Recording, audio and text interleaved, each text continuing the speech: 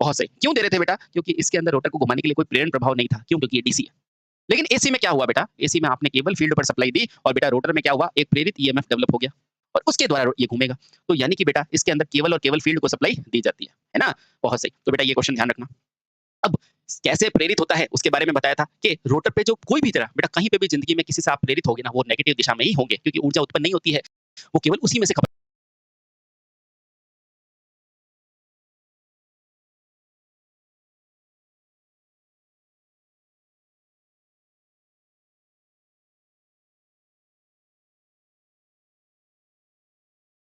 दोस्तों नमस्कार, great concept के इस ई प्लेटफॉर्म पे आपका हार्दिक स्वागत है।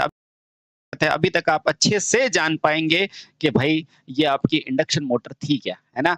और अब हम पढ़ेंगे इसकी संरचना के बारे में और फिर हम स्पीड कंट्रोल के मेथड, गति नियंत्रण वगैरह छोटी-छोटी चीजें हम पढ़ेंगे, ठीक है? तो अभी आपको अच्छे से बिलीव हो गया ना कि आप अच्छे से समझ पा रहे हो, है ना? तो बस उसी बिलीव को कामयाब करना, बरकरार रखना। अब हम चलते हैं इस मोटर को देखते हैं। आओ बेटा। आपका है ये थ्री फेज इंडक्शन मोटर। देखो बेटा इस प्रकार का होता है। बाहर क्या होगा? स्टेटर और बेटा रोटर में क्या होगा? मैग्नेटिक फील्ड से क्या होगा? ईएमएफ डेवलप होगा। ठीक है? अब देखना बेटा, अगर आप सप्लाई इस तरफ ये देते हो, मान लो क्रॉस वाली, तो बेटा आपको ये पता चल गया है इसमें इंडक्शन से क्या होगा? डॉट वाला, है ना? और बेटा वहीं से आपको क्या है? टॉर्क उत्पन्न होगा, जो आप देख पा रहे हो। जिस दिशा में रोटर की गति, उसी दिशा में बेटा देखो क्या होगा? रोटर का घूर्णन। ठीक है? यानी कि जहां पर बेटा मैग्नेटिक फील्ड की दिशा, वहीं रोटर का घूर्णन। इसके अलावा कुछ पॉइंट है बेटा ध्यान रखना, इंपॉर्टेंट, वो ध्यान रखना। विश्व में सर्वाधिक सर्वाधिक मिलने वाली मशीन कौन सी है? मिलने वाली मोटर कौन सी है? तो बेटा आप फटाफट से बोल देना, वो और कोई नहीं, वो है इंडक्शन मोटर। कौन सी है? सबसे ज्यादा क्या मिलती है आपको? इंडक्शन मोटर ही मिलती है। ठीक है? डीसी मत लिखना। ठीक है? दूसरा क्वेश्चन बेटा क्या पूछेगा? दूसरा क्वेश्चन ये पूछेगा कि रोटर की गति कैसी होती है? तो बेटा रोटर की गति क्या होती है बेटा? सदैव ईएमएफ की, यानी कि सदैव मुख्य फील्ड की दिशा में। ये देखो, मुख्य फील्ड की दिशा में। ठीक है? अब बेटा यहाँ पर पूछेगा तीसरा क्वेश्चन कि बताओ कि सर्वाधिक यूज जो होती है मिलने वाली मोटर कौन सी है? बेटा इंडक्शन मोटर। ऐसा क्यों? क्योंकि यह सबसे सरल। बेटा आप डीसी मोटर बनाओगे तो आप स्टेटर बनाओगे, आर्मेचर बनाओगे, फिर उसमें सप्लाई देने की व्यवस्था करोगे, तो बहुत सारे काम होते हैं। तो यह सबसे सरल होती है। यह सबसे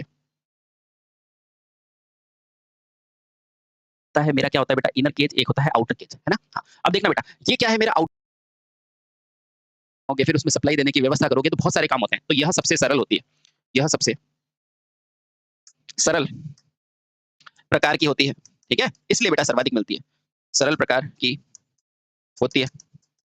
अतः बेटा क्या होता है? अतः सर्वाधिक मिलती है। सर्वाधिक होती है। ठीक है? उसके अलावा बेटा अब आपको दो जगह सप्लाई देनी है, अब एक ही जगह सप्लाई देनी है, तो बेटा इसकी मेंटेनेंस भी कम होती है और बेटा इसका मजबूती भी ज्यादा होती है। तो बेटा चौथी प्रॉपर्टी क्या है? यह मजबूत होती है। यह मोटर मजबूत होती है। मजबूत होती है और बेटा इसकी एक पॉइंट और ध्यान रखना, इसमें कम मेंटेनेंस की जरूरत होती है। इसमें यानी कि इसमें इसमें अन्य की अपेक्षा, अन्य की तुलना में,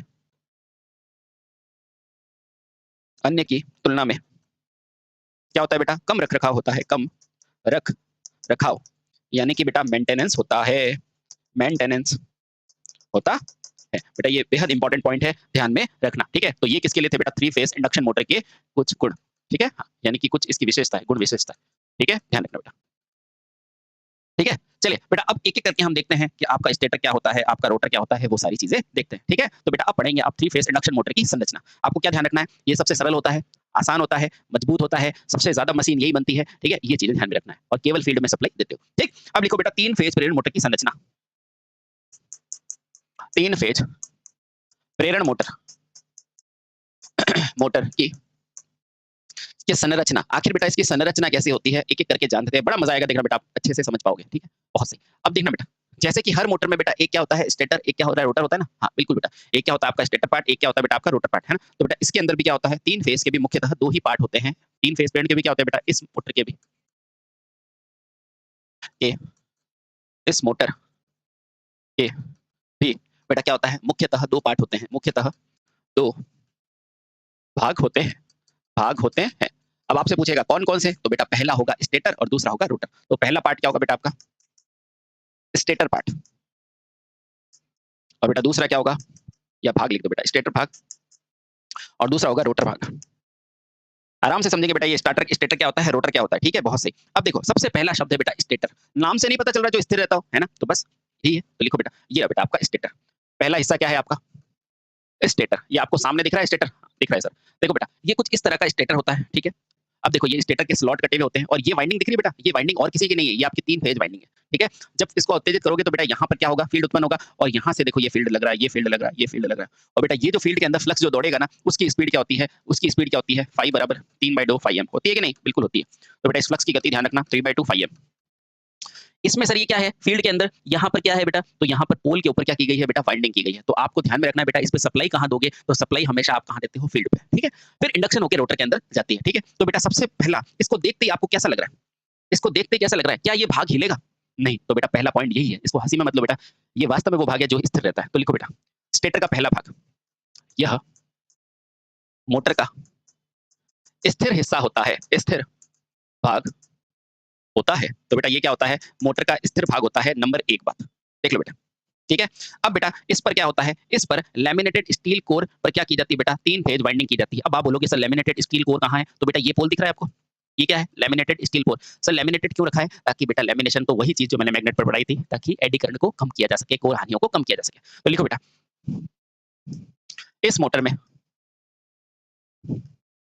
लैमिनेटेड, अब लैमिनेटेड का उद्देश्य आपको पता ही है, लैमिनेटेड स्टील कोर पर, स्टील किस लिए बेटा, मजबूती के लिए, स्टील कोर पर क्या की जाती है बेटा, 3 फेज वाइंडिंग की जाती है। क्यों, क्योंकि ये मोटर 3 फेज है, 3 फेज वाइंडिंग की जाती है, ठीक है, बहुत सही। अच्छा बेटा यहाँ पर तो मुझे समझ में आ रहा है कि अपन ने क्या किया है, लैमिनेटेड स्टील पर किया है, पर ये बाहर का पोर्शन किससे बना हुआ है, जरा सोच के बताओ किससे बना हुआ है। तो बेटा ध्यान रखना, ये बाहर का पोर्शन केवल मजबूती के लिए है। तो बोलना क्या बोलोगे बेटा, कि इसे इसे यानी कि स्टेटर को बेटा बाहरी तौर पे क्या बनाया जाता है, कास्ट आयरन से बनाया जाता है। बेटा बाहर की तरफ का आवरण क्या है, कास्ट आयरन का। तो लिखना स्टेटर का बाहरी आवरण, भाई फ्लक्स तो अंदर से गुजारना है ना, तो बेटा इसलिए लैमिनेटेड स्टील बनाया। और लैमिनेटेड का मतलब क्या है बेटा, कोर हानि को कम करना, ये आप सब जानते हैं, ठीक है, बहुत सही। अब देखो बेटा स्टेटर का बाहरी आवरण मजबूती के लिए, यहाँ लिख देता हूँ एक साथ, मजबूती के लिए किसका बनता है बेटा, कास्ट आयरन का बनता है। कास्ट यानी कि बेटा ढलवे आयरन का, मैं बता दूंगा, डोंट वरी, कास्ट आयरन का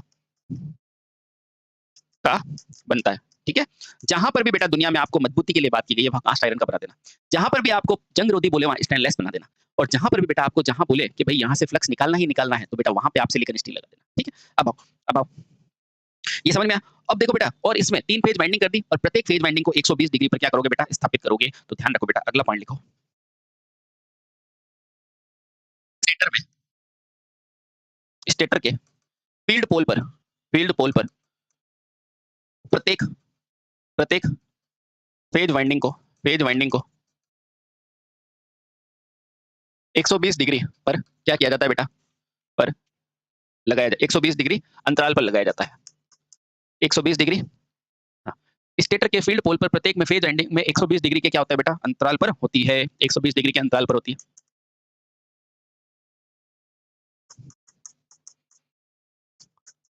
होती है, ठीक है। हाँ, जो मैंने आपको शुरुआत में बताई थी ना बेटा, आपको समझाते समय, बिल्कुल सही है। अब देखो बेटा, अब ध्यान रखो, और यह वाइंडिंग बेटा क्या होती है, फ्रेम या योक पर कस दी जाती है, ठीक है। अब देखो जो आपने यहाँ लिखा है ना बेटा, ये क्या है, लैमिनेटेड स्टील कोर है ना, तो बेटा इसकी वाइंडिंग्स, जिसके ऊपर वाइंडिंग हो रही है ना, उसको क्या कर सकते हैं बेटा, कस दिया जाता है योक पर। तो क्या लिखोगे बेटा, कि ज्ञात रहे वाइंडिंग संयोजित कोर को फ्रेम और योक से कस दिया जाता है, ज्ञात रहे वाइंडिंग संयोजित संयोजित सिलिकॉन स्टील की कोर को, सिलिकॉन सिलिकॉन स्टील है ना, लैमिनेटेड स्टील है, तो लिखो बेटा लैमिनेटेड स्टील को किससे कस देते हैं बेटा, किससे कस दोगे, योक या फ्रेम से कस दिया जाता है, योक तथा योक या फ्रेम से, फ्रेम कौन सा बेटा, ये बाहरी है ना, ये देखो ये है ना, इसको यहाँ पे कस दिया जाता है, और कसने के लिए नट लगे हुए हैं, देखो है ना, ठीक है। आराम से देखो बेटा, ये योक है, ये नट, ये योक है, ये नट, इस तरह से इसको कस देते हैं, ठीक है। योक या फ्रेम के द्वारा, फ्रेम पर कस दिया जाता है, कस दिया जाता है, बोलो समझ में आया। हाँ, अब मुझे ये नहीं बोला सर 3 फेज वाइंडिंग है, तो आपने तो स्टार डेल्टा दोनों बताई, कौन सी होगी, तो बेटा यही है कि इसको स्टार या डेल्टा में संयोजित किया जाता है। तो ध्यान रखना बेटा, अब इन वाइंडिंगों को क्या करोगे आप, सभी वाइंडिंगों के सेट को स्टार या डेल्टा में संयोजित किया जाता है, याद रखो बेटा, याद रहे सभी वाइंडिंगों को अब ये वाइंडिंग ऐसे लिखा हुआ है, ऐसे एक ही बात है ना, ध्यान रखना। वाइंडिंगों को किसमें बेटा, स्टार या डेल्टा, ठीक है। अब समझ में आया बेटा, स्टार डेल्टा क्यों पढ़ाया जाता है, क्योंकि डेल्टा में क्या होती है, वोल्टेज बराबर रहती है, लाइन वोल्टेज बढ़ती है, और स्टार में क्या होता है, लाइन धारा बराबर होती है। तो स्टार डेल्टा, याद रहे सभी वाइंडिंगों को स्टार डेल्टा में क्या किया जाता है बेटा, संयोजित किया जाता है, संयोजित किया जाता है, समझ गए। अब मुझे बताओ ये कौन सी वाइंडिंग है बेटा, 3 फेज है कि नहीं, यानी कि 1, यानी कि 2, यानी कि 3। तो मुझे बताओ इसके अंदर कितने टर्मिनल चाहिए, 1 2 3 4 5 और 6। तो बताओ कितने टर्मिनल चाहिए। तो ध्यान रखना बेटा, इसे वाइंडिंग को संयोजित कर 6 संयोजक सिरे को निकाल लिया जाता है। याद रहे संपूर्ण वाइंडिंग को संयोजित कर क्या किया जाता है बेटा, 6 सिरे। देखो चाहे स्टार हो या डेल्टा हो। अब देखो स्टार डेल्टा कैसे बनाते हैं भाई, स्टार में क्या होते हैं, 2 टर्मिनल शॉर्ट होते हैं, ये लो, तो बेटा ये स्टार हो जाएगा एक्स वाई और जेड। और डेल्टा में क्या होता है बेटा, पहले को आखिर में, आखिर को पहले में, और इसको इसमें, ये रोल डेल्टा बन गया है ना। पर होंगे तो 6 टर्मिनल ही। तो ज्ञात रहे बेटा, ज्ञात रहे संपूर्ण वाइंडिंग को संयोजित कर 6 सिरे, कितने पूछेगा, बोले कितने सिरे निकालोगे, तो बोलना 6 सिरे निकाल लिए जाते हैं, 6 सिरे निकाल दिए जाते हैं। ये बेहद इंपॉर्टेंट पॉइंट है बेटा, ध्यान रखना, कितने सिरे निकालोगे, तो 6 सिरे निकाल लोगे, ठीक है। तो ये हो गया बेटा आपका स्टेटर के प्रमुख चीजें, ठीक है। अब बेटा अपन जानने की कोशिश करते हैं रोटर, और रोटर कितने प्रकार के होते हैं, सारी चीजों को एक एक करके अपन समझने की कोशिश करेंगे, ठीक है। अब इसमें क्या याद करना है, स्टेटर किसका बना है, मजबूती के लिए कास्ट आयरन का, और उसके ऊपर पोल जो कोर है बेटा वो किसकी है, वो आपको लेमिनेटेड स्टील की, उसके ऊपर वाइंडिंग करोगे किसमें, स्टार और डेल्टा में, उसको बाद में कस दिया जाता है, ठीक है। और बेटा ध्यान रखना कि इसमें क्या होता है, जो स्टार डेल्टा से वाइंडिंग करोगे और सिरे कितने निकालोगे, तो 6 सिरे निकालोगे, ठीक है। अब पढ़ते हैं बेटा रोटर के बारे में। आओ अगला है दूसरा, ठीक है, ए पॉइंट था ना, हाँ। तो बेटा अगला बी पॉइंट रोटर, अगला बी पॉइंट क्या है हमारा, रोटर, क्या है रोटर, चलिए जानते हैं बेटा। अब मुझे बताओ रोटर घूमेगा या नहीं घूमेगा, बिल्कुल घूमेगा। तो यह बेटा एक घूर्णी भाग होता है, यह एक घूर्णीय, घूर्णीय का मतलब क्या होता है बेटा, रोटेशनल, घूर्णीय हिस्सा होता है, यानी कि ये वो भाग होता है जो मशीन में गति करता है, ठीक है, बहुत सही। अब बेटा इसी घूर्णीय हिस्से पर क्या लागू होता है, प्रेरण का प्रभाव लागू होता है, इसी पर, इसी पर, इसी पर प्रेरण का प्रभाव लागू, प्रभाव लागू होता है, ठीक है, बहुत बढ़िया। इसी पर क्या होता है बेटा, प्रेरण का प्रभाव लागू होता है, इसी पर प्रेरण लागू होता है। अब देखो बेटा संरचना की दृष्टि से ये होते हैं 2 प्रकार के, आ जाओ समझते हैं, बहुत आराम समझेंगे। यह मुख्यतः 2 प्रकार के, 2 प्रकार के होते हैं, ठीक है। अब कौन कौन से होते हैं आराम से देखेंगे बेटा, उनकी जो प्रॉपर्टीज होती है बारीक से देखेंगे ताकि आपका क्वेश्चन कहीं नहीं जाए, ठीक है, डोंट वरी। चलिए तो पहला क्या होता है बेटा, स्क्विरल केज, और दूसरा होता है वाउंड रोटर तरह का। तो पहला क्या हो जाएगा इसमें, इसको बन लेते हैं, squirrel cage rotor, squirrel cage rotor. और बेटा इसी के आधार पर 3 फेज को 2 भागों में भी बांटा जाता है, ध्यान रखना, हाँ। तो ध्यान रखना इसमें इसी के आधार पर 2 भागों में बांटा जाता है। दूसरा slip ring, ring slip ring प्रकार का रोटर, ठीक है, यानी कि मुख्य नाम लिख देता हूं मैं आपको पहले। दूसरा वाउंड रोटर, रोटर, ठीक है, स्लिप रिंग और वाउंड रोटर, है ना। और बेटा ध्यान रखना इन्हीं रोटर की संरचना के आधार पर, संरचना के आधार पर क्या होता है बेटा, 3 फेज इंडक्शन मोटर को, 3 फेज इंडक्शन मोटर को, इंडक्शन इंडक्शन मोटर को, मोटर को क्या होता है बेटा, 2 भागों में बांटा जाता है, 2 भागों में बांटा जाता है। ये बेहद इंपॉर्टेंट है, ध्यान रखना, ठीक है। तो पहला जानते हैं बेटा स्क्वायरल केज क्या होता है, दूसरा जानेंगे अपन ये वाउंड रोटर क्या होता है। और स्क्वायरल केज वाउंड रोटर भी 2 तरह के होते हैं, है ना। तो ये है बेटा आपका इस तरह से होता है स्क्वायरल केज, और ये क्या होता है वाउंड रोटर। बेटा यहाँ पर जैसा अपन ने देखा था ना आउटपुट लेने की विधि स्लिप रिंग, तो बेटा उस तरह से इसमें क्या होता है, एक्स्ट्रा प्रतिरोध जोड़ने की सुविधा होती है ना। तो बेटा वाउंड रोटर को ही स्लिप रिंग कहा जाता है। और बेटा ये क्या है आपका स्क्वायरल केज, इसमें जो वाइंडिंग होती है केज प्रकार से होती है, ठीक है। जो आपने बोला था ना भाई ये क्या है, सेकेंडरी है, तो बेटा इसकी सेकेंडरी को देखो शॉर्ट सर्किट कर दिया जाता है ना, क्या बहुत बढ़िया। यहाँ क्या है बेटा आपके कंडक्टर्स लगे हुए हैं, और ये लैमिनेटेड कोर है जिसके ऊपर वाइंडिंग की गई है, ठीक है। और बेटा इसको क्या बोलते हैं वाउंड रोटर, और यहाँ पर स्लिप रिंग लगा हुआ है, ठीक है। तो इसको आराम से देख लो, यहाँ से क्वेश्चन नहीं पूछता, ठीक है। चलिए समझ में आ गया बेटा कौन कौन से 2 प्रकार के होते हैं, ठीक है। अब देखते हैं बेटा ये स्क्वायरल केज इंडक्शन मोटर जो होती है ना, पहले इसको समझते हैं स्क्वायरल केज प्रकार, स्क्विरल केज इंडक्शन मोटर, है ना, स्क्वायरल केज इंडक्शन मोटर। अब देखो बेटा सबसे पहला तो यही क्वेश्चन आता है सर इसको स्क्वायरल केज क्यों कहते हैं, है ना। क्योंकि बेटा ये किसके जैसा लगता है, गिलहरी के पंजे के जैसा लगता है ना। तो बेटा इसको गिलहरी के पिंजरे नुमा लगता है। तो बेटा इसका कभी कोई क्वेश्चन पूछता है तो बेटा लिख दो, हर चीज को लिखो इसे, यानी कि इसकी संरचना कैसी होती है बेटा? गिलहरी के पंजे जैसी होती है, गिलहरी। और गिलहरी को इंग्लिश में क्या बोलते हैं बेटा? स्क्वेरल, है ना? गिलहरी के, और केज को बोलते हैं बेटा पिंजरा। गिलहरी के पिंजरा नुमा होती है, नुमा होती है। अतः इसे, अतः इसे क्या बोला जाता है बेटा? स्क्वेरल केज बोला जाता है, स्क्वेरल केज कहा जाता है। ठीक है, अब ध्यान रखना बेटा, प्रयोग की दृष्टि से, यानी कि प्रयोग को आसान बनाने के लिए बेटा इसको फिर से दो भागों में बांट दिया जाता है, जिसमें पहली क्या होती है बेटा? स्क्वेरल केज, जिसमें पहला होता है सिंगल और दूसरा होता है डबल। पहला क्या होगा बेटा? Single cage rotor. इसे पुनः कितने भागों में बांटा जाता है बेटा? दो भागों में। ये सारे क्वेश्चन पूछता है, दो भागों में विभक्त करते हैं, यानी कि बांटते हैं। ठीक है, विभक्त करते हैं। पहला, यदि केज का आकार बेटा एक तरफ हो, यानी कि एक ही हो, तो बेटा क्या होगा? Single cage rotor. पहला क्या हो जाएगा बेटा? Single cage rotor, single cage rotor, है ना? और बेटा दूसरा क्या हो जाएगा? Double cage rotor, double cage rotor, है ना? हाँ सर, तीन केज क्यों नहीं बनाया? अरे तीन केज की जरूरत ही नहीं पड़ी, उससे ही टॉर्क बढ़ गया। ठीक है, मोटर को तो टॉर्क और गति से ही तो मतलब है। ठीक है, बहुत से। तो ये लो बेटा, आपका हो गया। अब हम चलते हैं बेटा पहला सिंगल केज रोटर। पहला पढ़ेंगे सिंगल, सिंगल केज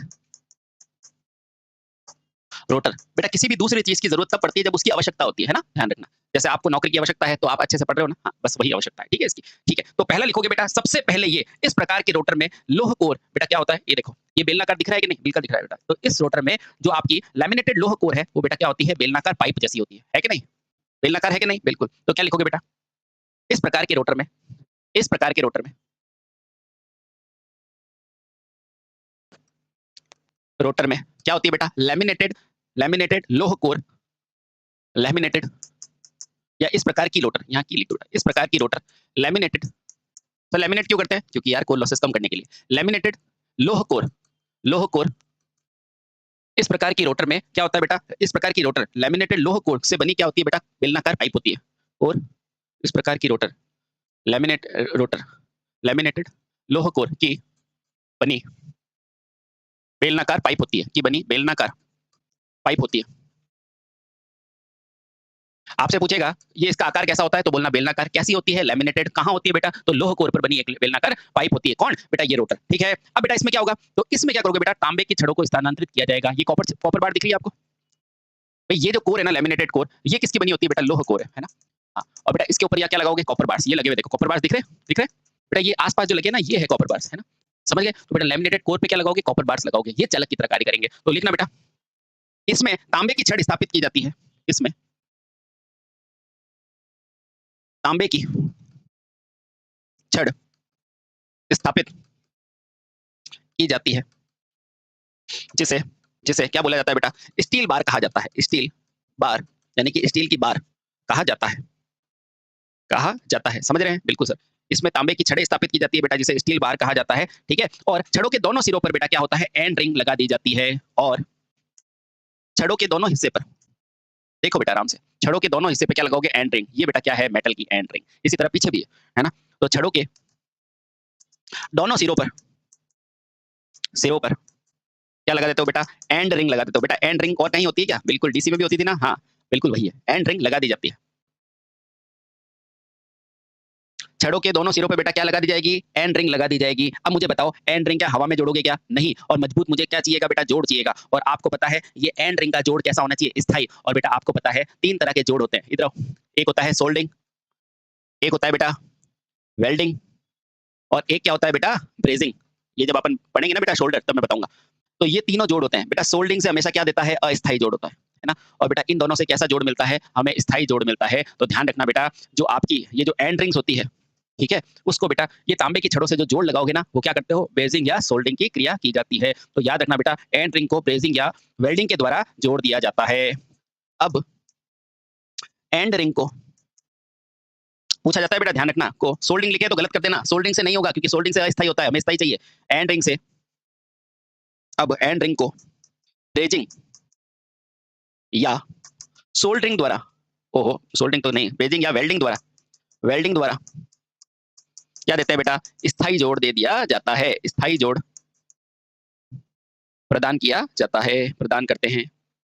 ये बहुत इंपॉर्टेंट है बेटा, ब्रेजिंग या वेल्डिंग से। ठीक है, ये स्थायी जोड़ दे देते हैं। ठीक है, समझ गए? बहुत सही। अब देखो बेटा इसको आराम से पढ़ो। ठीक है, हाँ। अब क्या होगा बेटा, हाँ, इसे शॉर्ट करने के लिए बेटा क्या होता है, इसे शॉर्ट करने का कारण क्या होता है, अब मुझे बताओ, ये एंड रिंग का कार्य क्या है बेटा, परिपथ को शॉर्ट करना। इसका शॉर्ट करने का कारण क्या होता है बेटा, ताकि ये जो रोटर है वो क्या करे, एक वाइंडिंग की तरह कार्य करेगा बेटा। इसको जो शॉर्ट किया है ना, इसका कारण क्या है, ताकि रोटर खुद बेटा एक क्या है, शॉर्ट सर्किटेड वाइंडिंग की तरह कार्य करे, क्योंकि शॉर्ट सर्किट होगी तभी तो धारा बहेगी, है ना। तो सुनो बेटा, शॉर्ट सर्किट का कारण ये है कि रोटर वाइंडिंग की तरह कार्य करे, ठीक है।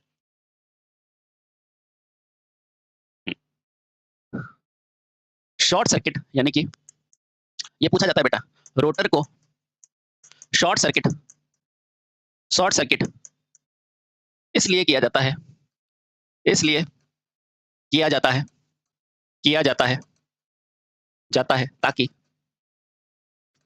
जाता है ताकि रोटर, रोटर एक क्या होती है भाई, रोटर होती क्या, छड़ ही तो होती है तांबे की भाई। छड़ को आप चालक कैसे बनाओगे, जब उसको शॉर्ट सर्किट कर दोगे, ताकि रोटर बेटा क्या हो, एक वाइंडिंग की तरह कार्य करे, एक वाइंडिंग की तरह, वाइंडिंग की तरह तरह कार्य करे। ये बेहद इंपॉर्टेंट पॉइंट है बेटा, ध्यान रखना, ठीक है। चलिए बहुत सही। अब देखो बेटा, इसमें क्या ध्यान रखना आपको, कि जो छोटी मशीन है ना बेटा, उसमें खर्चा कम करने के लिए अपन तांबे के हिसाब से क्या बता देते हैं, तांबे की जगह एल्यूमिनियम भी लगा देते हैं। देखो बेटा, अगर आपके पास छोटी मशीन है ना, तो बेटा यहाँ तांबे की जगह आप एल्यूमिनियम भी डाल सकते हो, ताकि मशीनें सस्ती बने, ठीक है। तो लिखो बेटा, छोटी मशीनों में,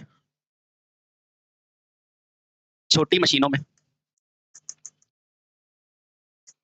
छड़ यानी कि रोटर की छड़, रोटर की छड़ क्या ले सकते हैं बेटा, तांबे के हिसाब, तांबे की जगह, तांबे की जगह किसकी ली जा सकती है बेटा, एल्यूमिनियम की भी ली जा सकती है, एल्यूमिनियम, ये पूछा जाता है बेटा, एल्यूमिनियम की भी ली जा सकती है। अब बताओ, बड़ी मशीन में एल्यूमिनियम की क्यों नहीं ली, अरे भैया एल्यूमिनियम का साइज मोटा होता है तो जगह ज्यादा घेरेगा, ध्यान रखना बेटा। बड़ी मशीनों में एल्यूमिनियम क्यों लेते हैं, क्यों नहीं लेते बेटा, एल्यूमिनियम का साइज बेटा बहुत ज्यादा होता है तो जगह भी ज्यादा घेरेगा, इसलिए बेटा क्या होता है, छोटी मशीनों में अपन क्या ले सकते हैं, एल्यूमिनियम ले सकते हैं।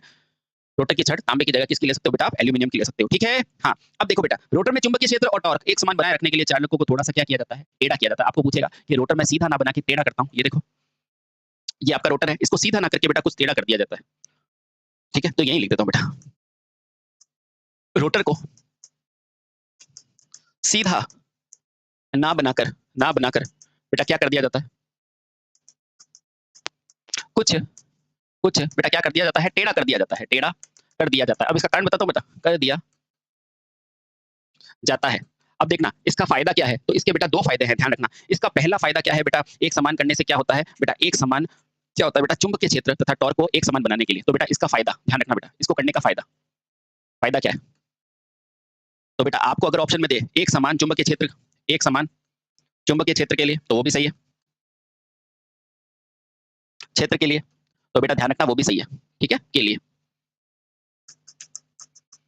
ठीक है। और क्या पूछ सकता है बेटा, और क्या फायदा होता है, एक समान टॉर्क प्राप्त करने के लिए, एक समान टॉर्क प्राप्त करने के लिए, टॉर्क प्राप्त करने के लिए, ठीक है। हाँ बेटा, और क्या हो सकता है, ध्यान रखना बेटा, लॉकिंग, आगे देखिए आप एक पढ़ोगे बेटा, लॉकिंग, कॉगिंग और इनकी क्रॉलिंग की समस्या पढ़ोगे, तो बेटा लॉकिंग को भी रोकता है। तो लिखना बेटा, एक क्या होता है, लॉकिंग की समस्या भी कम करता है। अब लॉकिंग क्या होती है आगे समझेंगे बेटा, लॉकिंग की समस्या भी कम करता है, ठीक है, कम करता है, ठीक है। अब एक सबसे इंपॉर्टेंट है बेटा, ध्यान रखना, एक तो मेरा आपका रोटर ऐसा पड़ा है, ठीक है बेटा, तो इसकी इफेक्टिव रेडियस देखो बेटा कितनी हुई, आर हुई, हो कि नहीं। हाँ, अगर इसी रोटर को मैं बेटा ऐसे रखूंगा ना, तो देखो आराम से देखना बेटा, पहले आपका आर ये था, अब आपका आर क्या है बेटा, क्या है, एक कर्ण के रूप में है, और कर्ण हमेशा बेटा क्या होता है, आर बेटा किस रूप में होगा, कर्ण में, और आपका कर्ण हमेशा आधार से बड़ा होता है। तो ध्यान रखना बेटा, ये इंपॉर्टेंट है। तो ये है स्थिति 1 और ये है स्थिति 2, ठीक है। तो यहाँ पे मैं लिखता हूँ बेटा, देखो स्थिति 1, स्थिति 2 में यानी कि स्थिति बी में, देखो इसको कुछ एंगल पे रखा है ना, तो ये देखो बेटा हमेशा कर्ण बड़ा होता है ना, तो देखना बेटा स्थिति बी का प्रतिरोध, क्या प्रतिरोध बेटा क्या होगा, स्थिति बी का प्रतिरोध है ना बेटा, स्थिति ए के प्रतिरोध से ज्यादा होगा, स्थिति ए के प्रतिरोध से ज्यादा होगा।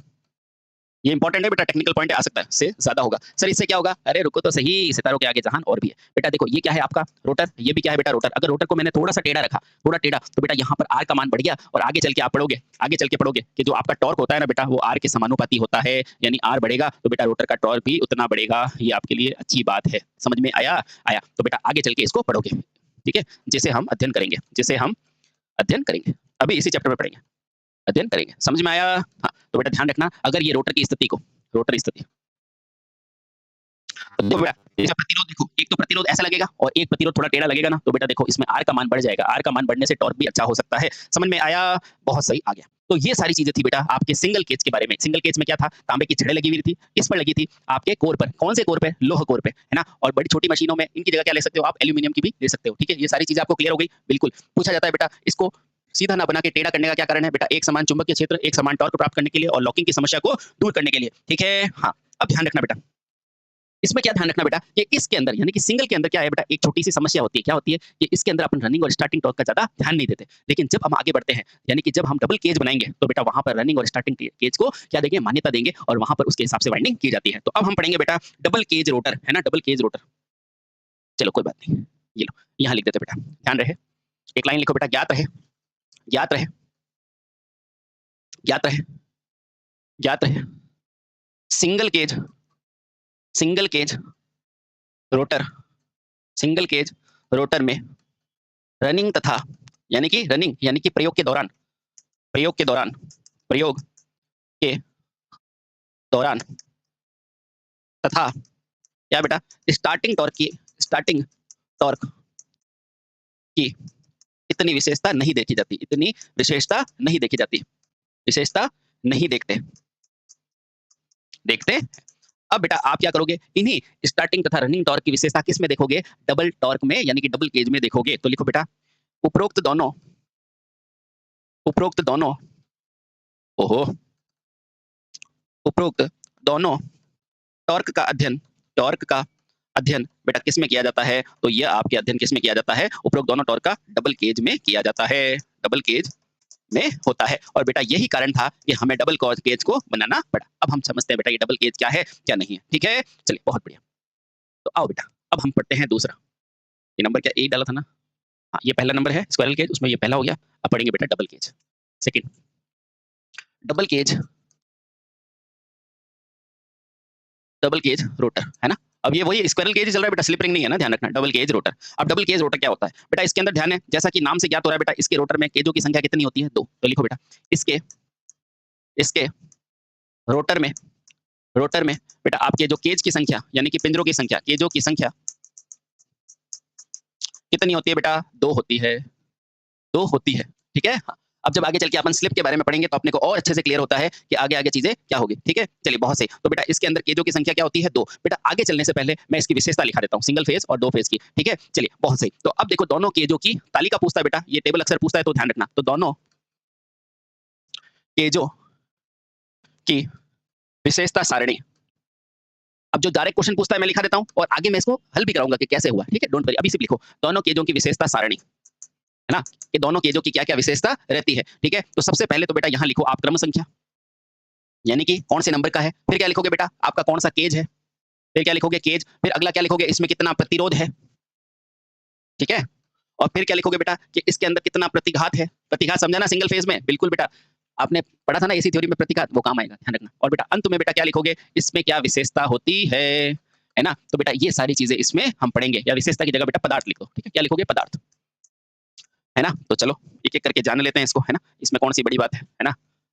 अभी देखो याद होगा आपको, डोंट वरी, है ना। अब क्योंकि ये डबल केज है तो दोनों के पदार्थ अलग अलग होंगे कि नहीं होंगे, बिल्कुल होंगे, ठीक है। ये आपका पहला नंबर, ये दूसरा। मैंने क्या बताया था, पहले क्या होता है बेटा, आंतरिक केज, 2 केज होंगे, तो पहला क्या होगा आपका आंतरिक केज, केज होगा कि नहीं। और बेटा दूसरा क्या होगा, बाहरी केज, क्या होगा, बाहरी केज। हाँ सर बहुत सही सर, इसका चित्र बताओगे, अभी बताएंगे, डोंट वरी, ठीक है। अब देखो बेटा सिर्फ याद रखो, आपको क्या करना है, इस प्रतिरोध में ध्यान रखना है ना। या आंतरिक में याद करो कि आंतरिक प्रतिरोध मान लो अमीटर का है तो कैसा होता है, कम होता है ना। हाँ तो बस याद कर लो बेटा, इसका आंतरिक प्रतिरोध क्या होता है, निम्न होता है। अगर ये निम्न होगा तो बेटा बाहरी प्रतिघात अपने आप से क्या हो जाएगा, उच्च हो जाएगा। कैसे हो जाएगा मैं बता दूंगा, डोंट वरी, अभी सिर्फ याद रखने का तरीका बता रहा हूँ। बाहरी प्रतिरोध बेटा क्या होता है इसका, उच्च, क्योंकि बेटा ये समांतर जैसा लगा होता है, ठीक है। और ये क्या हो जाएगा, निम्न, ठीक है। अब आप खुद सोचो कि आपके पास 2 मटेरियल है, एक है कॉपर और एक क्या पीतल, तो बताओ कॉपर और पीतल में से किसका प्रतिरोध कम होगा, आप खुद ही कहेंगे कॉपर। तो बेटा ये क्या बनाओगे, कॉपर या एल्यूमिनियम का, है ना। हाँ। और बेटा इससे किसका बनाते हैं, पीतल का बनाते हैं। और पीतल किसका बना होता है बेटा, फिर से ध्यान रखना, ये बना होता है तांबा और जिंक का, पिताजी, याद आया। हाँ तो बेटा ध्यान रखना, ये 2 विशेषताएं मेरे कहने से आपको रटी हुई होनी चाहिए, ठीक है, समझ गए। चलिए अब इसका ये 2 चीजें ध्यान रखना, ठीक है। अब आपको ये तो चीजें समझ में आ गई कि एक होता है आंतरिक, एक होता है बाहरी। और आंतरिक का प्रतिरोध क्या होता है बेटा, कम, और इसका क्या होता है, प्रतिघात ज्यादा होता है, यानी कि एक्स ज्यादा होता है ना। अभी देखते हैं बेटा, कोई दिक्कत नहीं, अभी सारी चीजें समझ में आएगी आपको। अब प्रतिरोध किसका कम है, तांबे या कॉपर का, है ना, नहीं सॉरी कॉपर या एल्यूमिनियम का। और बाहरी क्या होता है बेटा, उच्च प्रतिरोध होता है और निम्न प्रतिघात होता है, ठीक है। अब एक चीज मेरी जानो, इधर देखो बेटा Z होता है ना, ये क्या है, अवरोध है, यानी कि इम्पीडेंस है बेटा। इसका मान क्या होता है, R square plus XL square होगा। हाँ, अब देखना बेटा, सबसे पहले अगर मैं आंतरिक तौर पर बात करूं, आंतरिक तौर पर, तो बेटा आंतरिक में मेरा आर क्या है, कम है, और एक्स क्या है, मेरा ज्यादा है। और बेटा जिसके अंदर एक्स ज्यादा होगा ना, उसका अवरोध भी ज्यादा होगा। और आप ये भी जानते हैं वी बराबर क्या होता है, आई बटे में जेड। थोड़ा टेक्निकल है, ध्यान से रखना बेटा। जिसका जेड ज्यादा होगा उसके अंदर क्या होगा, धारा भी आई बराबर क्या होता है बेटा, वी बटे में जेड। जिसका जेड ज्यादा होगा उसमें धारा कम बहेगी। समझ में आ गया। और इसीलिए बेटा अब मैं आगे जो लिखाऊंगा उसमें इनकी जरूरत पड़ेगी, ठीक है। और देखो बेटा, जिसका एक्स ज्यादा होगा बेटा तभी जेड ज्यादा होगा, एक्स कम होगा तो ये भी कम होगा। अब देखो बाहर के लिए, बाहर के लिए बेटा z का मान वही है, आर स्क्वायर पर क्या होता है बेटा, एक्सएल स्क्वायर। बेटा बाहर के लिए, बाहरी केस के लिए x का मान क्या है, कम है, तो बेटा बाहरी केस का प्रतिरोध भी कम होता है। तो बेटा यहाँ से धारा भी क्या होगी आपकी, ज्यादा होगी। तो बेटा ये चीज ध्यान रखना, ठीक है। एक चीज और ध्यान रखना बेटा, ये जो आपकी रोटर की आवृत्ति होती है एफ आर, वो क्या होती है बेटा, एफ इंटू एस होती है। बेटा ये चीजें ध्यान रखना। वैसे तो आगे सारी चीजें आएगी, पर अभी टॉपिक ही ऐसा ही है तो थोड़ा समझाना पड़ेगा, ठीक है। हाँ, एक चीज और ध्यान रखना बेटा, ये एस क्या है, स्लिप है। इस एस का मतलब क्या होता है, इसका होता है N S minus N R, है ना। बस ये चीजें अगर आपको याद है तो मैं आगे की चीजें आपको अच्छे से समझा पाऊंगा। इधर रोटर की आवृत्ति क्या होती है बेटा, एस एफ एस, और बेटा स्लिप क्या होती है, एन एस एन आर। जिसके अंदर एक्स ज्यादा होगा उसका जेड भी ज्यादा होगा, ठीक है। और जिसके अंदर एक्स कम होगा उसका जेड भी कम होगा। बोलो यहाँ तक क्लियर है। अब बेटा पढ़ते हैं हम आराम से, है ना। अब देखो शुरुआत में क्या होगा, लिखना बेटा। पहला ये है बेटा, सबसे पहले इसका चित्र देखो। इस तरह से इसकी वाइंडिंग का अरेंजमेंट होता है। इसमें से एक प्लेट को उठा के मैं यहाँ ले आऊँ, इसमें से एक प्लेट को उठा के मैंने यहाँ रखा है, तो मुझे ये समझ में आया कि एक होता है मेरा क्या होता है बेटा, इनर केज, एक होता है आउटर केज, है ना। हाँ, अब देखना बेटा, ये क्या है मेरा आउटर यानी कि बाहरी, और ये क्या है इनर यानी कि आंतरिक। आंतरिक के अंदर प्रतिरोध क्या होता है, कम, और x क्या होता है, ज्यादा। अगर x ज्यादा होता है तो z क्या होता है बेटा, ज्यादा। z ज्यादा होता है तो i क्या होता है, कम। बोलो कोई दिक्कत, कोई दिक्कत नहीं। अब देखना बेटा, ये क्या है आउटर, आउटर में मेरा बेटा r कैसा होता है, कम। ओह, r कैसा होता है बेटा, ज्यादा। अगर r ज्यादा होगा इसका मतलब x क्या होगा, कम। इसका मतलब z क्या होगा, कम। इसका मतलब बेटा i क्या होगा, ज्यादा। यानी बेटा प्रारंभ में सारी करंट मेरी आउटर से फ्लो होगी। देखो मैं बताऊंगा कैसे, ठीक है। समझ में आया बेटा ये क्या होता है। हाँ, तो ये चित्र दिखा के बोले तो डरना मत बेटा, ये है आउटर, ये है इनर, ठीक है। बहुत सही। अब आओ, ठीक। अब देखो इसको समझते कैसे हैं। सबसे पहले क्या होगा बेटा, मेरा आउटर केज, ये बाहर वाला आउटर, उसके बाद इनर, और बेटा यहाँ पर एयर गैप होगा, तो बेटा इसी को बनाया हुआ है, ठीक है। हाँ, बहुत सही। एयर गैप यानी कि ये जो रोटर से लिंक कर रहा है, ठीक। चलो अब यहाँ तक आप चीजें समझ चुके हैं। अब पहला ध्यान रखना बेटा, पहला केस, केस फर्स्ट, यानी कि शुरुआत में, शुरुआत में, शुरुआत में, अच्छा शुरुआत में मुझे बताओ रोटर गति कर रहा है या नहीं, जल्दी से बताओ। रोटर की गति शुरुआत में बेटे कैसी है, जल्दी से देखो। स्टार्टिंग के समय रोटर की आवृत्ति एफ आर बराबर क्या होता है बेटा, एस एफ एस होता है ना। हाँ, यानी कि स्टेटर के बराबर होती है। तो लिखना बेटा शुरुआत में रोटर की आवृत्ति, बेटा रोटर की गति नहीं बोला है मैंने, रोटर की आवृत्ति बोला है। रोटर की आवृत्ति, कौन सी आवृत्ति बेटा, चुंबकीय आवृत्ति है ना। रोटर की आवृत्ति किसके बराबर होती है बेटा, स्टेटर की आवृत्ति के बराबर होती है। स्टेटर की आवृत्ति के बराबर होती है, कि आवृत्ति के बराबर होती है कि नहीं, बिल्कुल बेटा। रोटर की गति नहीं बोल रहा हूँ, रोटर की आवृत्ति कह रहा हूँ। देखो सुनो, यहाँ से आपने थ्री फेज में सप्लाई दी, रोटर में इंडक्शन हुआ, और उसके कारण बेटा यहाँ पर सप्लाई हुई, और यहाँ पर जो ये जो फ्लक्स है ना बेटा, इसकी आवृत्ति है ना। तो वो क्या होती है शुरुआत में, रोटर की आवृत्ति, ध्यान रखना बेटा, वो क्या होती है, स्टेटर की आवृत्ति के बराबर होती है, के बराबर होती है, बराबर होती है, ठीक है। अब सुनना बेटा, इसका मतलब बेटा उन दोनों के मध्य स्लिप का मान कितना होता है, जीरो होता है। अतः अतः अगर आवृत्ति दोनों बराबर है तो स्लिप का मान कितना होगा बेटा, जीरो होगा कि नहीं होगा, बिल्कुल सर जीरो होगा, ठीक है। अब क्या होगा इसके लिए सुनो, अतः आंतरिक केज में क्या होने वाला है, सुनो। अतः अतः आंतरिक केज में क्या होगा बेटा, आंतरिक केज के अंदर z का मान कितना होता है बेटा, आर स्क्वायर प्लस ये क्या है बेटा, एक्सएल है कि नहीं है, है। अब देखना बेटा, आंतरिक प्रतिरोध में क्या होना चाहिए, एक्सएल का मान क्या हो जाएगा बेटा, बढ़ेगा कि नहीं बढ़ेगा। हाँ, तो बेटा आंतरिक प्रतिरोध में z का मान ज्यादा हो जाएगा, ठीक है। अब सुना आराम से, इसको वापस एक बार वापस देखो, सुनो वापस चेक करो इसको, ठीक है। सुनो, ये मेरा रोटर शुरुआत के अंदर क्या है, स्थिर है कि नहीं है, हाँ है। अगर देखो ऐसे समझो, ऐसे ज्यादा अच्छे समझ में आएगा। केस वन, शुरुआत को मैं क्या लिखूं, स्टैंड स्टिल लिख देता हूँ। शुरुआत यानी कि शुरुआत के अंदर बेटा क्या होगा, सुनना। शुरुआत में मेरा रोटर स्थिर है, यानी कि मेरा शुरुआत में मेरा रोटर स्थिर है, यानी एफ आर की वैल्यू क्या है, जीरो है, ठीक है। अब देखना, शुरुआत में मेरा रोटर स्थिर है यानी कि एनआर की वैल्यू जीरो है, ठीक है। एनआर की वैल्यू क्या है मेरी, जीरो है, ठीक है। अब देखो बेटा यहाँ से एस बराबर क्या होता है, एनएस माइनस एनआर अपॉन में क्या होता है बेटा, एनएस होता है कि नहीं होता है, होता है। अब देखो शुरुआत में रोटर की स्पीड क्या है बेटा, जीरो, तो ये जीरो होगी, यानी कि स्लिप का मान कितना हो गया बेटा, एनएस बटे में एन, एनएस यानी कि बेटा स्लिप का मान कितना हो गया, एक हो गया। और बेटा इसी कंडीशन को क्या बोला जाता है, स्टैंड स्टील की कंडीशन, क्या बोलते हैं, स्टैंड स्टील। ये ध्यान रखो बेटा। और स्टैंड स्टील क्या होती है बेटा, जहां रोटर रुका हुआ होता है, रोटर रुका होता है। ये बेहद इंपॉर्टेंट बात है, यहाँ से ध्यान रखो बेटा। शुरुआत में एनआर यानी कि जीरो। अब एस बराबर क्या होता है बेटा, NR minus NS upon NS, होता है कि नहीं। अब देखना, ये फॉर्मूला अभी मैं लिखाऊंगा, डोंट वरी, ये टॉपिक आ गया इसलिए समझाना पड़ रहा है। तो देखो एनआर जीरो, तो बेटा यहाँ से एनएस बटा एनएस कितना आ गया, एक। तो बेटा ये पूछा जाता है आपसे क्वेश्चन के शुरुआत में, स्टैंड स्टील में एस का मान कितना होता है, तो बोलना बेटा एस का मान एक होता है। और ये कैसा मान होता है बेटा, मैक्सिमम मान होगा, होगा एक दिशा में, फॉरवर्ड दिशा में, फॉरवर्ड दिशा में, ठीक है। बहुत बढ़िया।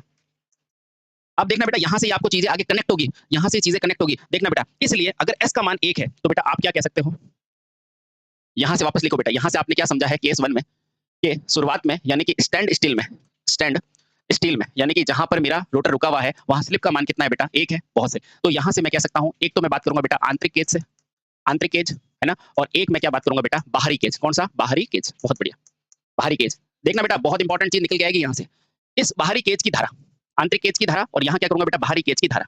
ये क्या है बेटा, आई, और ये भी क्या है, आई। यहाँ क्या होता है बेटा, v बटे में z, और यहाँ क्या होता है बेटा, v बटे में z। ठीक है। अच्छा, शुरुआत के अंदर बेटा क्या होगा, शुरुआत के अंदर s का मान क्या होता है, हमेशा क्या होगा बेटा, s का मान ज्यादा होगा कि नहीं होगा, बिल्कुल होगा। तो देखना बेटा, इसके लिए मैं ये कह सकता हूँ v बटे में ये क्या हो जाएगा बेटा, r स्क्वायर प्लस xl का स्क्वायर होगा। बहुत सही। हाँ, शुरुआत के अंदर में मेरा ज्यादा क्या होता है, रिएक्टेंस ज्यादा होता है। क्या होता है बेटा, रिएक्टेंस ज्यादा होता है। आंतरिक केज के लिए क्या होता है बेटा, r का मान कम होता है और x का मान ज्यादा होता है। ठीक है। और बेटा बाहर के लिए क्या होता है, r का मान मेरा ज्यादा होता है और x का कम होता है। ठीक है, ये पढ़ाया था मैंने, बिल्कुल ये पढ़ाया सर आपने। अब देखना बेटा, x के मान पर ही z का मान डिपेंड करेगा, ध्यान रखना, तो z भी ज्यादा होगा। इस x के मान पर ही z का मान डिपेंड करेगा, ये आप एसी थ्योरी में अच्छे से पढ़ के आए हो। ठीक है। अब देखना बेटा, इस xl का मान ज्यादा है तो स्वाभाविक तौर पे बेटा z का मान ज्यादा होगा और शुरुआत में धारा कम जाएगी। कहां से बेटा, आंतरिक केस से।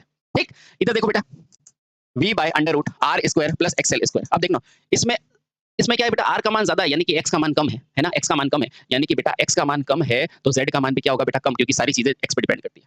तो शुरुआत में बेटा धारा कहाँ जाएगी, बाहरी केस से जाएगी, यही मैं समझाने की कोशिश कर रहा हूँ। ठीक है, तो ध्यान रखना बेटा, तो ध्यान रखना, तो शुरुआत में बेटा रोटर की धारा, अतः रोटर की धारा शुरुआत में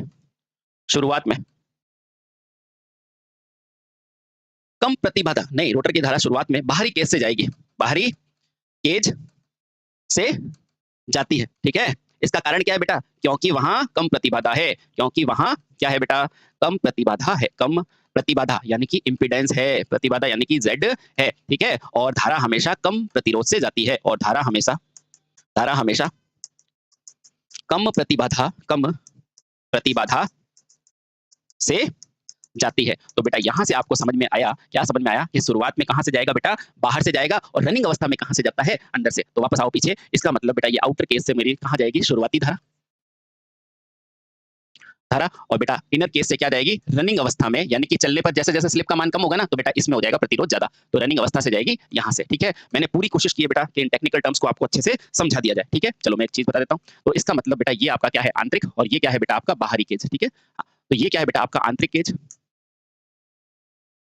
और ये क्या है बेटा आपका बाहरी केज, बाहरी केज। ठीक है। हाँ, अब देखना बेटा, इसका मतलब क्या हुआ, इसका मतलब क्या हुआ कि शुरुआत में आपकी धारा कहां से जारी होगी बेटा, तो शुरुआत में अधिकतम धारा बेटा कहां होगी, शुरुआत में अधिकतम धारा आपके बाहरी छोर से जारी होगी, यानी कि यहां से शुरुआती धारा कहां से जाएगी, यहां से। तो यहां लिख दो बेटा शुरुआती धारा, यानी कि स्टार्टिंग में। और वहीं बेटा आपको अगर पूछेगा रनिंग में, तो रनिंग में बेटा आंतरिक केस से जाएगी। कहां से, रनिंग में। इससे हुआ क्या, अभी देखो बेटा, अभी जादू होगा, देखना। ये क्या है, ये क्या है बेटा आपकी रनिंग कंडीशन में, ये रनिंग अवस्था में कहां से जाएगी, तो आपके यहां से। तो बेटा एक चीज देखो, यहाँ पर एक चीज और देखो, तो आंतरिक केस से बेटा यहाँ से धारा का लिखो, आप धारा का भी लिख दो। ठीक है, धारा का, तो आपको पता है बेटा धारा शुरुआत में कहां से जाएगी, यहां से जाएगी, और बेटा उसके बाद आंतरिक केज में कहां से जाएगी, रनिंग अवस्था से जाएगी। अब देखना बेटा फायदा, मैंने क्या बताया था, प्रतिरोध के समानुपाती होता है कि नहीं टॉर्क, वो समझाऊंगा बेटा। तो देखो शुरुआत में भी मेरा टॉर्क ज्यादा रहेगा, और रनिंग अवस्था में भी देखो मेरा टॉर्क क्या आ जाएगा, नॉर्मल आ जाएगा। तो बेटा शुरुआती टॉर्क बढ़ा के नहीं बढ़ा, ये देखो शुरुआत में तो शुरुआत में कहां से जा रहा है बेटा, बाहरी केस से, और बाहरी केस का प्रतिरोध ज्यादा है तो टॉर्क भी ज्यादा होगा, ये फायदा है। ठीक है, तो ध्यान रखना बेटा। अतः डबल केज में मोटर का शुरुआती टॉर्क अच्छा होता है। इसका कारण क्या है बेटा, मैं आपको बताता हूं, अपन आगे पढ़ेंगे इसको भी, क्योंकि टॉर्क मेरा क्या होता है बेटा, प्रतिरोध के समानुपाती होता है, और इसीलिए बेटा जो टी स्टार्ट होता है वो क्या हो जाएगा, आर स्टार्ट के बराबर, और आर स्टार्ट ज्यादा होता है तो टॉर्क भी ज्यादा होगा। किसके लिए, क्योंकि आर क्या है बेटा, बाहरी केज से धारा जाएगी, तो जहां से धारा जाएगी वहां का प्रतिरोध ले लेगी। समझ में आया, तो बेटा मैंने पूरी कोशिश की कि आपको अच्छे से समझाने की कोशिश हो गई है ना। तो समझ में आया कि बेटा टॉर्क समानुपाती होता है प्रतिरोध, और शुरू में बाहर से निकल रही है तो ज्यादा होगा प्रतिरोध। ठीक है, अगले वीडियो में हम देखते हैं बाउंड रोटर के बारे में। ठीक है, हंसते रहे, मुस्कुराते रहे और पढ़ते रहे आराम से।